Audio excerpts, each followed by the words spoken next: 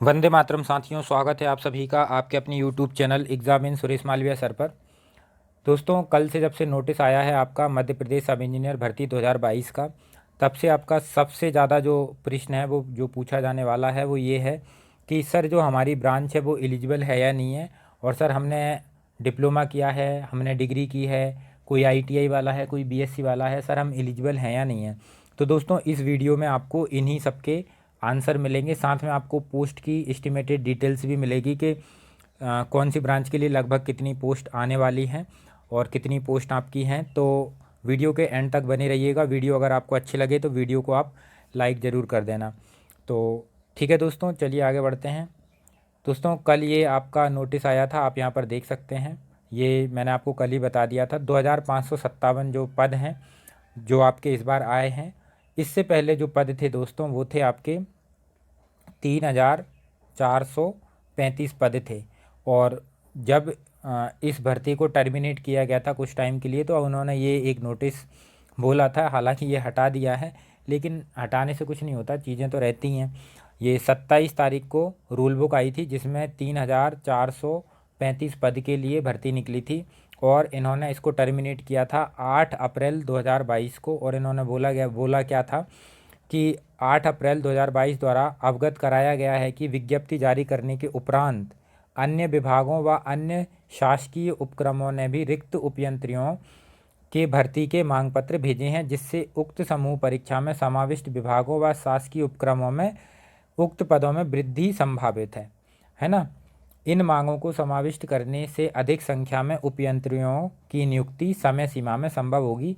अतः आवेदन पत्र आमंत्रित करने की प्रक्रिया स्थगित की जाती है और एक नई जो सूचना होगी वो आपको दी जाएगी। मतलब इन्होंने क्या बोला था कि कुछ नए विभाग हैं वहाँ सर, वहाँ से हमें क्या है कि मांग पत्र भेजे हैं और ये भर्ती क्या होने वाली है, वृद्धि होगी इसकी, है ना।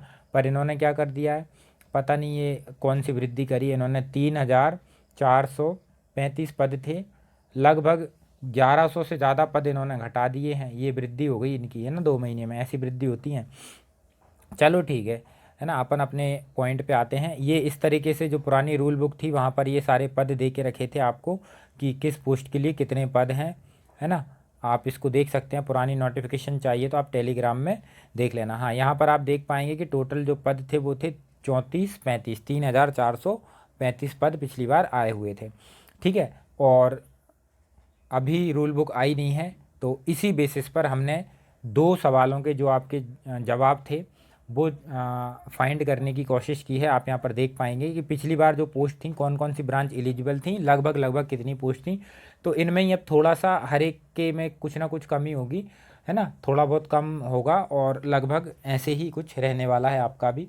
तो आप यहाँ पर देख पाएंगे कि सिविल सबसे ज़्यादा जो पोस्ट आती हैं वो सिविल के लिए आती हैं। इसमें आपकी चाहे आपने बीई की हो या फिर आप बीटेक हो या फिर डिप्लोमा हो, यानी कि डिग्री और डिप्लोमा दोनों ही एलिजिबल हैं। लगभग 2000 के आसपास पोस्ट आई थी सिविल की, जो कि पिछली वाली नोटिफिकेशन थी उसमें।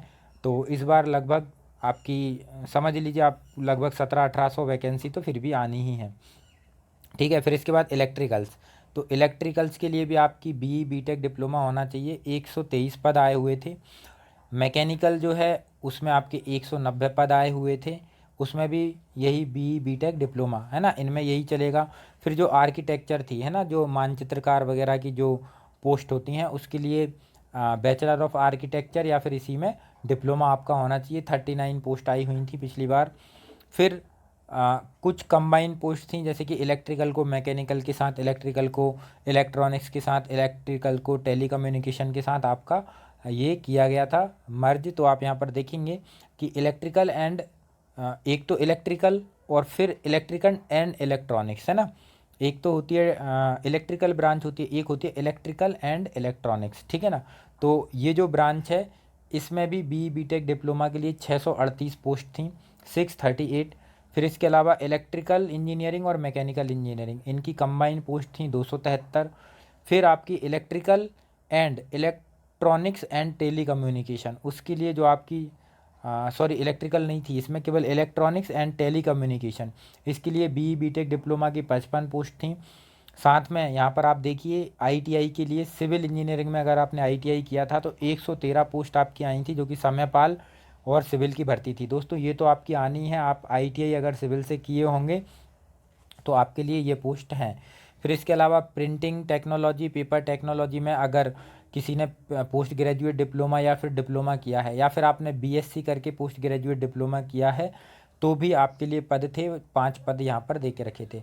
दोस्तों अब आपको यहाँ से समझ में आ गया होगा कि कंप्यूटर साइंस यहाँ पे एलिजिबल नहीं है। इसके अलावा जो ब्रांच एलिजिबल रहने वाली हैं वो ये हैं, और जो भी आपकी जो आपका degree, diploma, ITI, BSc, PG जो भी है वो आपको यहाँ पर देख पा रहे हैं। बस ये पोस्ट थोड़ी सी गड़बड़ आपकी होंगी, तो लगभग आप यहाँ से अंदाज़ा लगा सकते हैं कि आपकी कितनी पोस्ट है। यानी कि यहाँ से 1100 पोस्ट लगभग आपकी कम हुई हैं। 1100 तो नहीं हुई हैं, लगभग 900 पोस्ट आपकी कम हुई हैं, है ना। कितनी थी पहले आपकी? 34-35 थी, और अभी आपकी कितनी हो गई हैं? 2500 के आसपास हो गई हैं। तो लगभग, है ना, 900 के आसपास पोस्ट आपकी कम हुई हैं, यहाँ पर आप देख पाएंगे। तो यही दोस्तों इस वीडियो में जानकारी थी। बाकी आपको एक और भी सवाल है आपका कि सर आपने एग्ज़ाम 2 बार निकाला है तो फिर आपने ज्वाइन क्यों नहीं किया? तो इसका आंसर मैं आपको दूंगा मैं जब कुछ आपको सब इंजीनियर लोगों से मिलाऊंगा तो उन्हीं के साथ मैं भी रहूंगा, तो फिर वहाँ पर आंसर दूंगा कि मैंने निकाला और फिर मेरे साथ क्या हुआ।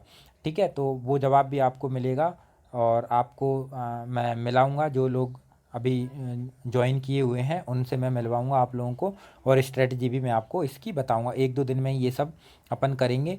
और बस दोस्तों अब आप तैयारी करते रहिए, और बाकी आपको नॉन टेक्निकल में पूरी सहायता की जाएगी इस चैनल के माध्यम से, और टेक्निकल में भी जितना होगा, मैकेनिकल इंजीनियरिंग से हूँ मैं, जितनी भी हेल्प होगी आपको मेरे द्वारा की जाएगी। तो चैनल को सब्सक्राइब कर